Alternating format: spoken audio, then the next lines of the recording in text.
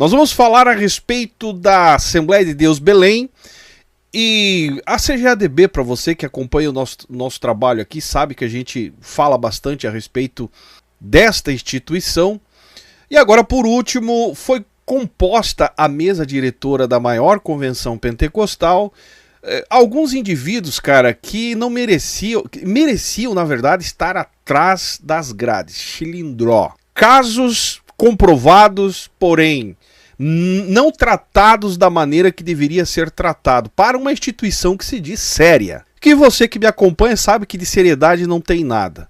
Agora, por último, para refrescar a sua memória, foi eleito, aclamado, porque não teve eleição, mas foi nomeado, um indivíduo, um pastor, acusado de caso de abuso, e sem contar os inúmeros casos isolados, de outros pastores que fazem parte. E não estou aqui generalizando porque sabemos que tem pessoas sérias no meio.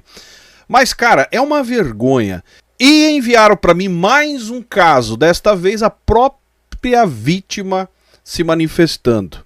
E nós já vamos ver o vídeo junto, mas antes peço que você se inscreva no canal. Se não é inscrito, se já é inscrito, verifique a inscrição, deixe seu comentário no decorrer do vídeo. E se você é da Assembleia de Deus, ajude a divulgar, porque pode ter vítimas aí do seu lado. Às vezes você entra no culto, senta do lado de uma criança que está sendo abusada pelo próprio pastor a qual você está ouvindo aí, que se passa como homem de Deus. Infelizmente, essa é a realidade de muitas pessoas que frequentam igrejas desse tipo aqui. Bora pro vídeo de hoje. Desta vez, uma psicóloga, chamada Franciane Santos Tanaka, a qual está relatando o que passou dentro da Assembleia de Deus Belém. E em uma de suas postagens, ela escreveu o seguinte: essa vai ser a única pergunta que eu vou responder agora. Eu tô muito triste com tudo, ter que expor a minha dor desse jeito para que algumas coisas aconteçam. Foi demais para mim. Eu não queria que acontecesse nada disso desde o começo. Eu não queria ter que estar passando por isso. Reviver tudo é um pesadelo terrível. Eu me sinto tão pequena e sozinha, mesmo sabendo que não estou.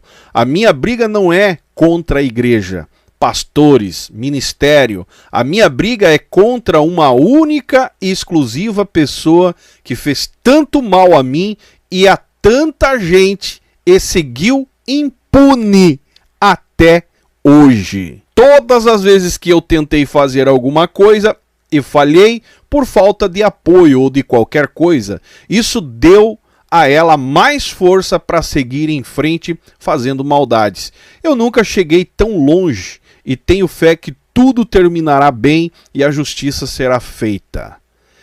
E eu aqui, cara, dou um suspiro porque do jeito que as coisas vêm acontecendo, ficou claro o recado da CGADB nessa última reeleição, que no caso não foram eleitos, foram aclamados, era chapa única. Os caras colocaram o pastor Neemias. Dá uma olhada para você ver o tipo de gente que compõe a mesa diretora da CGADB, a qual a Franciane pertence à mesma instituição, ligada à mesma coisa. Simplesmente colocaram um cara acusado das mesmas coisas que essa mulher aqui passou. Dá uma olhada no que ela fala.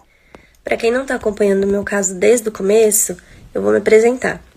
Eu me chamo Francine, tenho 29 anos, sou psicóloga, sou casada e tenho um bebezinho de quase 2 anos. Nos destaques do meu perfil tem detalhes do meu caso. Só para dar uma resumida no caso, para quem está chegando agora, eu estou usando esse Instagram para expor um abuso que eu sofri na infância. E com isso eu quero ajudar outras vítimas e evitar novas vítimas. Além de, claro, estar usando todas as armas que eu tenho em busca de justiça, porque há 16 anos eu busco justiça. Há 16 anos eu tento, de todas as formas que eu posso, justiça. Para resumir de uma forma bem rápida aqui, eu fui molestada não uma, não duas, mas várias vezes por um pastor da Assembleia de Deus Ministério do Belém, Setor 10, Ibiúna Garden. Isso aconteceu em 2008. Assembleia de Deus do Ministério do Belém, Setor 10. Que, se eu não me engano, já fizemos vídeos a respeito desse setor aí. O caso que eu trouxe aqui pra vocês foi quando foi o caso, assim, a gota d'água, que foi quando ele invadiu a minha casa pra me molestar. Bom, mais detalhes vocês podem ver lá nos destaques do meu perfil. O que eu venho dizer hoje pra vocês é que eu tenho uma novidade. Há um tempo atrás eu vim dizer pra vocês que judicialmente eu não poderia fazer mais nada, uma vez que o meu caso já havia sido prescrito e que o meu tempo para reclamar alguma coisa na justiça havia vencido. A novidade é que não, o caso não foi prescrito. Ainda dá tempo, eu vou lutar. E a melhor parte, eu não vou lutar sozinha. Olha, hoje eu e mais algumas vítimas fomos na delegacia de polícia aqui da nossa cidade. Você percebeu que não é uma só vítima, cara? É várias vítimas. Fomos ouvidos, fomos acolhidos. Não estávamos todos hoje. Algumas pessoas vão depois. Também tem gente que já não está mais aqui na cidade, então vai fazer lá na cidade dela. E mais uma vez eu quero reforçar as vítimas. Não se calem, não tenham medo. Os meus advogados estão oferecendo apoio jurídico de forma gratuita às vítimas desse mesmo caso, desse mesmo abusador. Então, vocês que me relataram aqui no Instagram, mas por uma infinidade de motivos, estão sem forças, envergonhadas, eu volto a dizer para vocês, não tem vergonha de nada, não tenha medo de nada, a vergonha não é sua e você não tá sozinha. Agradeço de todo o coração, tô confiando na justiça, tô confiando em Deus e peço a oração de vocês. Muito obrigada. E esse é o perfil dela, inclusive se você entrar lá, você que é vítima, atenção, pai, mãe, na maioria das vezes o pai e a mãe não dão apoio, igual ela, né, está enfrentando, que você já vai ver o vídeo aqui. Mas você que foi vítima, procura o perfil dela, que é esse que está o link ali, você pode entrar em contato, cara, e desmascarar, principalmente você que faz parte aí da região do setor 10, a de Belém, São Paulo, resumindo é isso. Olha o outro vídeo. Oi, gente. Hoje eu vou falar sobre dois assuntos que vocês têm me perguntado muito. Sobre a parte ministerial e sobre a minha parte familiar. A minha família sabe de toda a verdade. A minha família decidiu ficar neutra, isenta. A minha família que eu digo são os meus familiares, os irmãos da minha mãe. Já que o Pedro é casado com uma das irmãs da minha mãe. E a minha família resolveu ficar neutra, isenta. Deu para entender?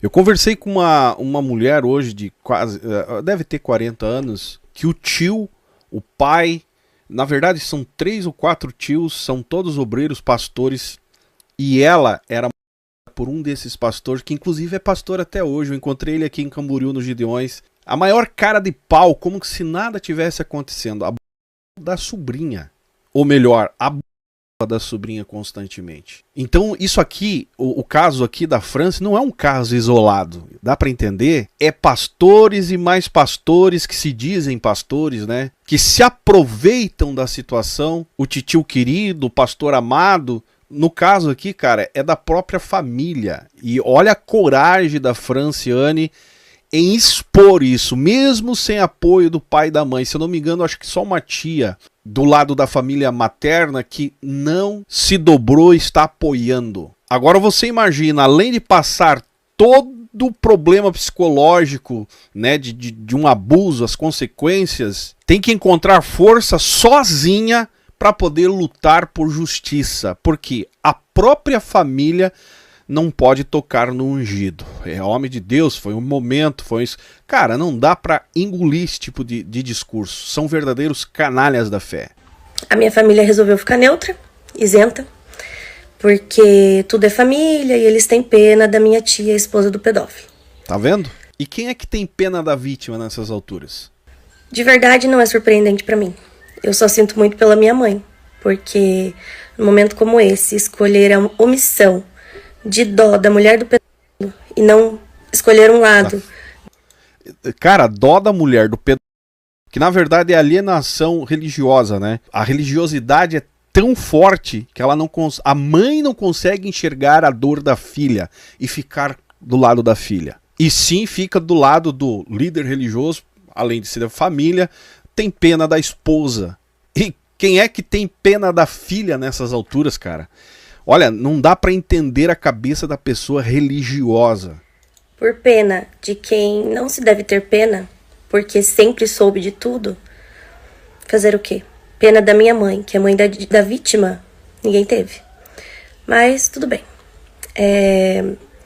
A verdade é que, se ele fosse inocente, a minha família toda estaria a favor dele.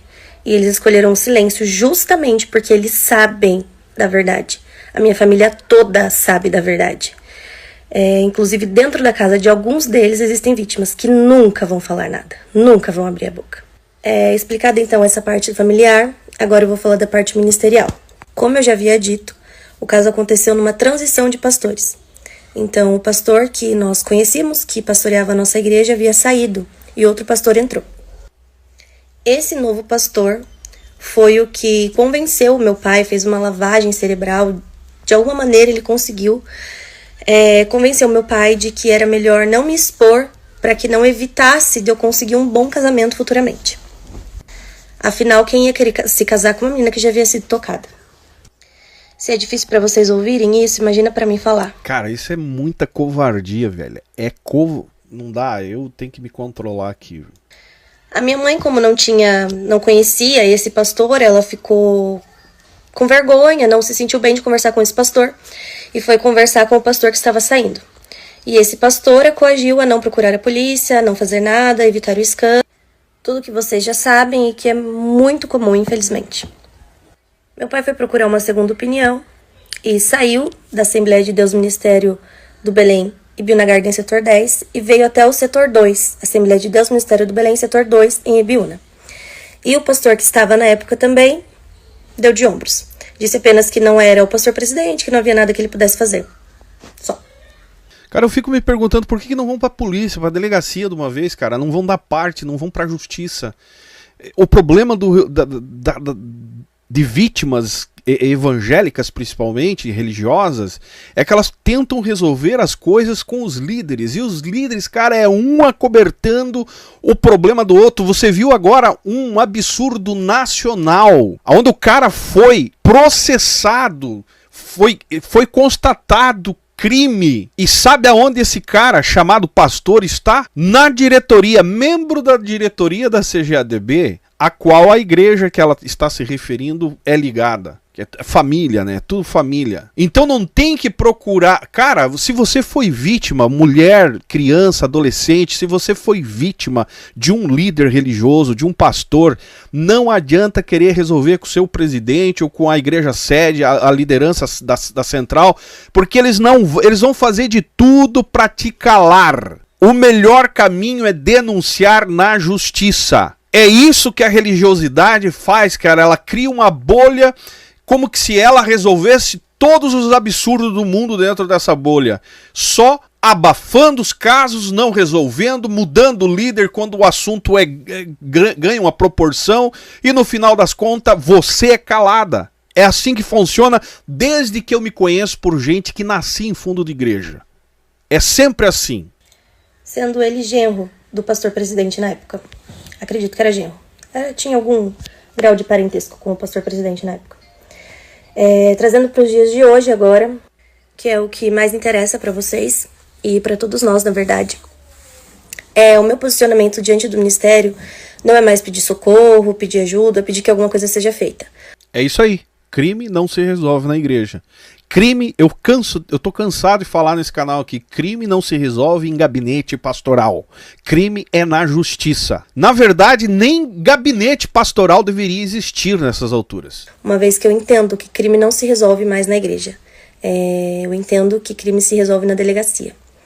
E assim eu tenho feito, assim as outras vítimas têm feito. Nós estamos buscando um contato com o novo pastor presidente do campo para ter uma conversa com ele. Nessa conversa, o nosso intuito não é pedir que ele faça alguma coisa, pedir a cabeça de ninguém, nada disso. Nós vamos expor a situação, os nossos advogados. Perceba que não é só ela a vítima, tá? É ela e mais vítimas. Eu, algumas vítimas, várias testemunhas iremos com os nossos advogados. Eles vão expor a situação, vão notificar a igreja do que está acontecendo. Olha, pastor presidente, está acontecendo isso dentro da sua igreja. O seu posicionamento é uma decisão sua.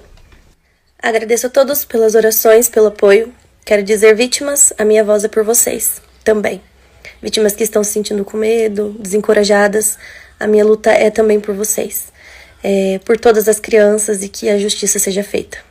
Mais uma vez eu reforço, se você foi vítima, é dessa região de São Paulo, é envolvido com a Assembleia de Deus Belém, procure o perfil da Franciane, é Franciane, né? Que lá tem o link para você chamar ela e denuncie. Esse vídeo é um apelo. Se você foi vítima de pastor usado na infância, é bom lembrar que esse membro da CGADB, que está na diretoria da convenção, ele abusou de um menino. E a convenção diz que não pode fazer nada. Cara, é um verdadeiro absurdo. Se você já viu meus vídeos a respeito desse Neemias sobre a CGADB, se não viu, dá uma procurada aí no canal que você vai entender o que eu estou falando aqui. Houveram diversas situações na porta da igreja, aquele abraço que escorrega a mão pro peito, aquele beijo que escorrega pra boca. Gente, isso era o básico. Sabe? Isso era o básico, isso era diário. Todo culto, toda reunião de família, isso era o básico. E isso também chega muito relato aqui pra mim. Isso, enfim. E teve uma situação que a gente foi pro sertão com a família. E eu e outra prima estávamos nos trocando no carro. E ele ficava revezando a janela de quem ele ia espiar. Eu não vou expor a prima aqui, porque só de eu estar falando, ela vai lembrar desse dia. E basta ela lembrar, pra ela associar agora na cabeça dela o que estava acontecendo. Ele ficava indo de um lado pro outro espiando, e ela mandava parar, e eu mandava parar, até que chegou a minha mãe e ele parou. Outra situação aconteceu dentro da casa dele. Estávamos eu, minha mãe e mais algumas pessoas que eu não vou citar aqui, mas essas pessoas vão lembrar desse dia. Em algum lugar da consciência delas, isso vai ter que fazer sentido para elas. Né? Não tem como uma pessoa inventar uma mentira com tanta lembrança e contar tantas vezes a mesma coisa sem gaguejar, sem errar, sem tropeçar em palavras. Pois bem, sei que eu tive que levar um copo de suco para ele lá na sala.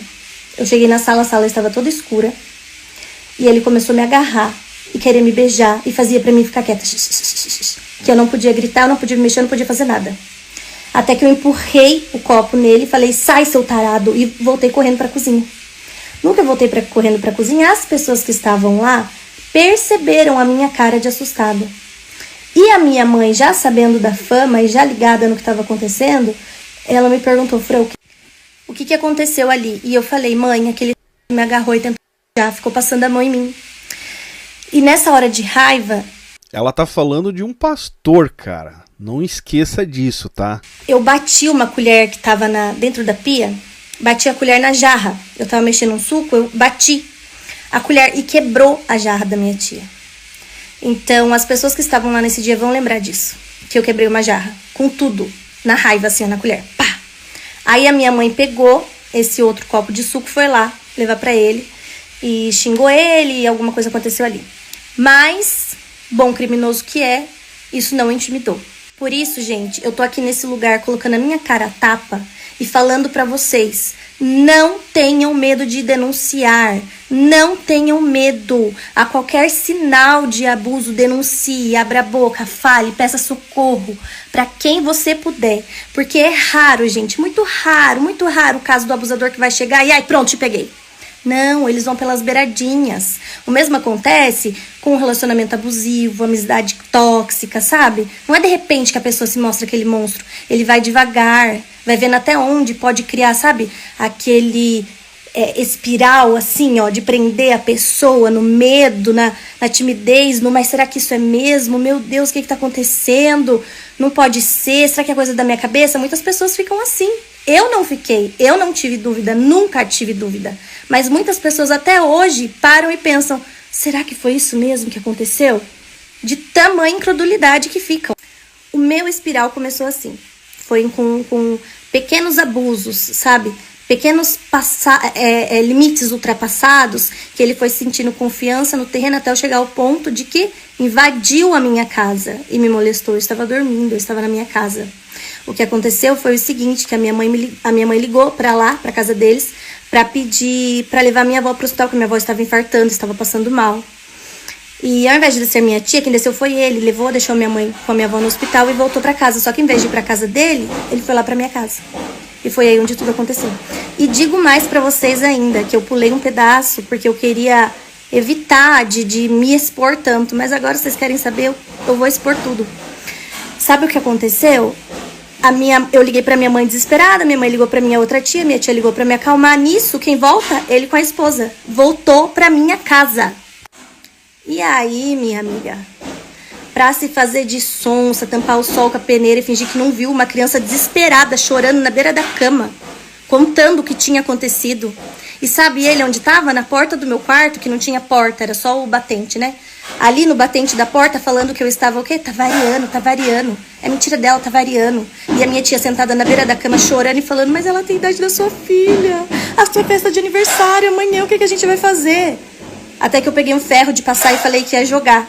Aí acho que ficaram com medo, enfim. Gente, mas foi essa loucura que eu passei. Ele invadiu a minha casa, me molestou. Em seguida voltou com a esposa, porque eu não sei qual foi a... Não sei o que passou na cabeça de voltar pra minha casa. Isso que antes de ir embora ficou dando volta ali no meu quintal. Não sei pensando o quê. Se voltava e me matava pra que eu não falasse nada pra ninguém. Porque antes dele sair do meu quarto, isso mexe muito comigo. Antes dele sair do meu quarto, eu olhei no olho dele. Olhei na cara dele e falei assim, ó, eu te odeio. Eu vou contar pra todo mundo e todo mundo vai te odiar. Qual foi minha surpresa? Nem todo mundo odiou. Resumindo muito, existem mais detalhes, existem mais nuances, existem... Enfim, é a palavra de uma criança que agora cresceu. Agora é uma psicóloga e quer ajudar outras mulheres, outras crianças. Quer evitar outras vítimas. Esse é meu lugar de fala. Eu sou uma vítima. Essa é a minha vida. Eu tô contando a minha história. E fica aqui agora um alerta aos pais. Pai, mãe, você não tem que falar pro seu filho, vai dar um beijinho lá no tio, abraça a tia. Ah, é caipira, não fala com ninguém. Cumprimenta lá, filho, isso. Joga um beijo pra tia, joga um beijo pro tio. Criança não é obrigada a demonstrar afeto com nenhum adulto e nenhuma outra criança. Criança não é obrigada a demonstrar nenhum tipo de afeto. Criança tem que ser instruída, tem que ser ensinada que beijo é uma coisa íntima. Ela vai fazer quando ela quiser, quando ela tiver entendimento do que é isso, quando ela quiser ter um relacionamento amoroso. Não porque ela, vou fazer um agradinho, um carinho aqui nesse tio, nessa tia. Gente, pelo amor de Deus. Eu sei que para algumas pessoas isso aqui é chovendo molhado, isso aqui é enxugar gelo. Mas acreditem se quiser, para muita gente é necessário esse tipo de informação.